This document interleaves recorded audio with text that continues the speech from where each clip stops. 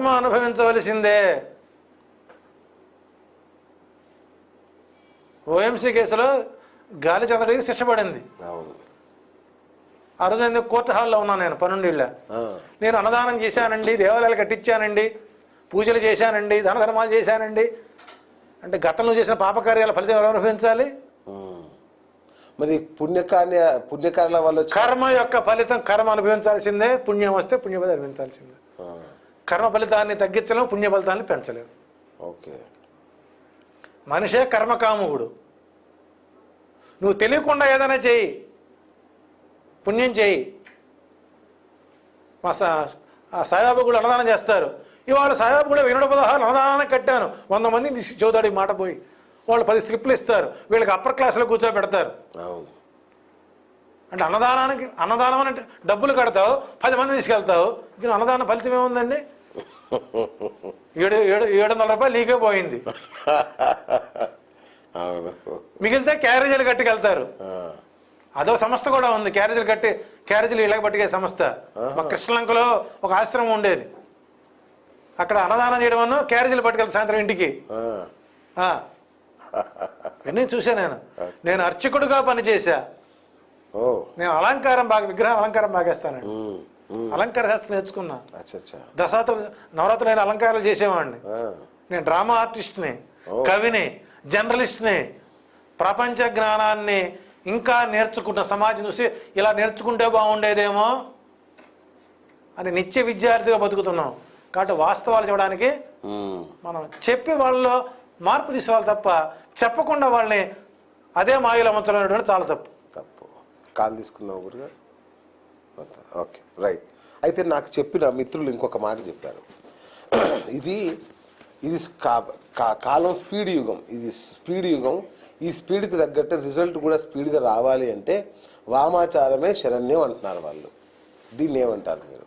ఇప్పుడు మీరు ఇంకోటి చెప్పారు నాకు, దీనికి సమర్థించుకుంటూ మీరు ఇంట్లో ప్రతిరోజు పూజ చేస్తారు, అయినా మీరు కష్టాలు ఏమైనా తీరుతున్నాయా? తీరట్లేదు కదా.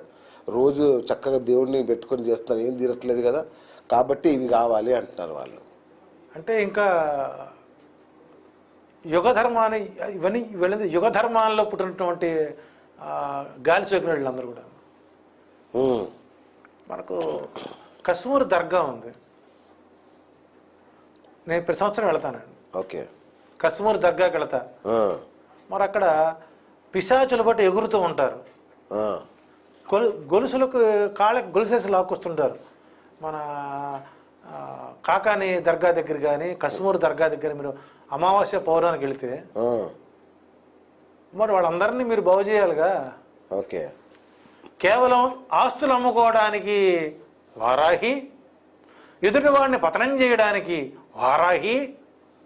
అంటే ఎదుటివాడు నాకు అప్పు ఇవ్వాలి, వాడు ఇవ్వడం కోసం నువ్వు హోమం చేస్తున్నావా? అక్కడ క్విట్ ప్రోకో లేదా? భగవంతుడికి భక్తునికి మధ్య ఏముండాలండి? ఏ బంధం ఉండాలి? నిస్వార్థమైన నిష్కల్మషమైన భక్తి ఉండాలి. తండ్రి కొడుకుల బంధం ఉండాలి, తల్లి కొడుకుల బంధం ఉండాలి. నీకు ఏమి ఇవ్వాలో నీకు తెలియదా? ఈ రోజు ఉన్నటువంటి ఈ సోకాళ్ళు ఈ పండితుల్ని నేను 2 విగ్రహాలు చూపిస్తాను. ఇందులో అలివేలు మంగ ఎవరు, పద్మావతారు చెప్పానండి? కష్టమే. రక్షాపురం ఒక దేవాలయంలో శ్రీరామనవమి కళ్యాణం చేస్తుంటే లక్ష్మణుడికి సీతకి పెళ్లి చేశారండి. విగ్రహం తేడా తెలియక. లక్ష్మి గణపతికి కళ్యాణం చేశారంట. దౌర్భాగ్యులు. లక్ష్మీ గణపతికి కళ్యాణం ఏంటండి? అసలు ఈ ప్రతిరూపం ఎక్కడి నుంచి వచ్చింది? అంటే మన అవసరాల కోసం మనం ఆరాధించే తల్లిని ఇంకొకటికి పెళ్లి చేస్తామా? అపచారం, చాలా పెద్ద అపచారం. వెంకటేశ్వరం పక్కన 2 భార్యల్లో అలివేల మంగకి పద్మావతికి తేడా తెలియనటువంటి వాళ్ళు కూడా ఇంకా దౌర్భాగ్యం అండి. విష్ణాలయాల్లో వారాహి పూజలు ఏంటండి? విష్ణాలయాల్లో చండీ యాగాలు ఏంటండి? సుదర్శన యాగం చేయి. ఇక్కడ ఏ ఆగమ శాస్త్రం మీద అర్చకుండా ఉంచరండి. గురుగారు, వారాహి అంటే విష్ణుమూర్తి అంశే కదా, తప్పేంటి అండి? వారాహి అంటే విష్ణుమూర్తి అంశం నుంచి నువ్వు గుళ్ళో విగ్రహాన్ని నమ్ముకుంటున్నావా, మరో రూపాన్ని నమ్ముకుంటున్నావా? మరి కాలనీలో ఎందుకు గుళ్ళు కట్టుకోవాలండి? Okay okay right. అంటే ఆ కాలనీలో కట్టే గుళ్ళలో పెద్ద కమిటీ ఉంటుందండి, శాంత అడంత ఉంటుంది అనమాట. ఎన్ని బజార్లు ఉంటాయి అన్ని బజార్లు ఉంటాయి, అందులో ఒక్కడ తెలియదు భగవంతుడి గురించి. అవును, తెలియదు. మా కాలనీలో ఒక గుడి ఉంది, రామాలయం ఉంది. మా కాలనీలో రామాలయం ఉంది. ఆ రామాలయానికి నేను వెళ్తుంటే నా భార్య వెళ్తుంటారు. ఆ గుళ్ళో అర్చకుడికి పళ్ళేవుగానే ఓ దేవుడు ఆ సంకల్పం చెప్పాలి కదా. చతుస్సాగర పర్యంతం గోబ్రాహ్మణేభ్యో చెప్పకపోయినా అస్యశ్రీ సంకల్పం చెప్పాలిగా. ఓ దేవుడా, నేను ఈ గుళ్ళోకి వచ్చాను, నీకు అరటిపళ్ళు తెచ్చాను, ఇదే సంకల్పం భగవంతుడి దగ్గర. అర్చకుడికి ఏమీ రాదు, అర్చకుడికి అర్థమవుతుంది, నేను ఈ పళ్ళు తెచ్చాను, నువ్వు నాకు ఏదన్నా సహాయం చెయ్యి, నేను కొబ్బరికాయ కొడతాను అని నువ్వు దేవుడి దగ్గర చెప్పిస్తున్నావంటే అక్కడ ఆలయ కమిటీ కళ్ళు మూసుకుందా? అసలు గుడికాడ వెళ్ళమన్నారని మిమ్మల్ని? ఇంట్లో దేవుడు లేడా? సర్వాంతర్యామి లేడా? ఎంతమంది సూర్యోదయాన్ని చూస్తున్నారు, ఎంత నమస్కారాలు చేస్తున్నారు? పద్దెన పరిణితి కానీ కనబడని కాలనీలు, కనబడని టవర్లు. కాబట్టి ఇక్కడ మనుషుల యొక్క సమస్యలు, వాళ్ళకు వచ్చే సమస్య తట్టుకోలేక ఆ సమస్య నుంచి త్వరగా బయటపడదామని అప్పు చేసి రేపు పొద్దున ఈ అమ్మవారికి పూజ చేస్తే ₹1,00,00,000 వస్తుంది అంటే వాడు రాత్రి 10 లక్షలు అప్పు చేస్తాడండి. అప్పు చేస్తాడు. ఆ కోటి రాకపోగా ఈ 10 లక్షలు అప్పు వెళ్తుంది. 1,10,00,000 మొత్తం ఖర్చు, కష్టం ఇక వాడికి. కాబట్టి ఏ రోజు నా జీవితం ఇంతవరకు భవిష్యత్తులో మీరు కోటేశ్వరులు అవుతారని కానీ అద్భుతాలు పొందారని చెప్పనండి. ఈ పీరియడ్ బాగలేదు, ఈ టైంలో జాగ్రత్తగా ఉండండి, ఈ టైం బాగుంటుంది, అంతవరకు ఆగండి అని మనం మనకొచ్చే మన కుటుంబంలో వ్యక్తులు మనం ఎలా చెప్పుకుంటామో మన దగ్గర వచ్చి అలా చెప్పాలి. అందువల్ల నేను జ్యోతిష్యుడిగా గుర్తింపు పొందలేకపోయినాను. నేను కూడా హోమాలు చేసేయండి, వరాహి చేయండి, ప్రత్యంగరా చేయండి, ఏంటి మంత్రాలు వెదజల్లండి అని చెప్పుకుంటే ఈరోజు సమాజంలో జ్యోతిష్యుడిగా బ్రతకాలి.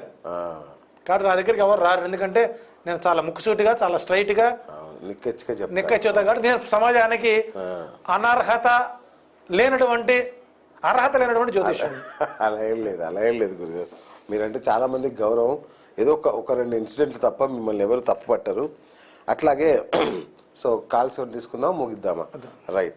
గురుగారు, ఈ కాలానికి అనుగుణంగా కలికాలం, జనాలకు కావాల్సిన డబ్బు, ఈ డబ్బు సంపాదించడానికి ఉన్న మార్గాలు, ఉపదేశాలు. శుక్రవారం నాడు మీ ఇంట్లో ఎంత ఉప్పు గనక మిగిలితే, అది అన్నపూర్ణ ఉప్పు, ఆదర్శ ఉప్పు, ఏదో ఉప్పే, మెత్త ఉప్పు అయినా, కల్లుప్పు అయినా, దొడ్డు ఉప్పు అయినా, శుక్రవారం సాయంత్రం మీ ఇంట్లో మిగిలినట్లు ఉప్పు మొత్తాన్ని తీసుకుని పారే కాలువలో బారేయండి, లేదా చెట్టలో బారేయండి.